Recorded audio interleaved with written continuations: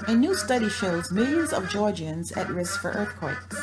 A new U.S. Geological Survey study shows more than 4.5 million Georgians are at risk for potential damage and ground shaking. According to this article, Tellus Science Museum's executive director explained the increased probability is a combination of an increasing population and Georgia's unique terrain that was created millions of years ago. Different rock formations were smashed at one time, one after the other.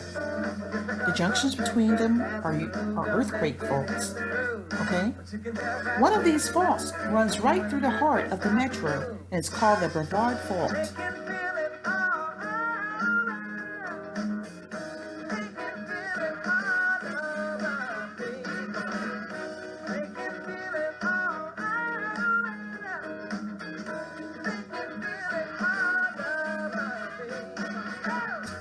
While the particular fault has been inactive for more than 300 million years,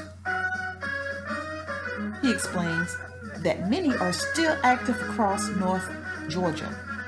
Those, once in a while, slip and create minor earthquakes. He stated that it's not going to be in the movies when the whole town shakes, but it's enough that you will feel a rumble in the ground, maybe like a jackhammer next door.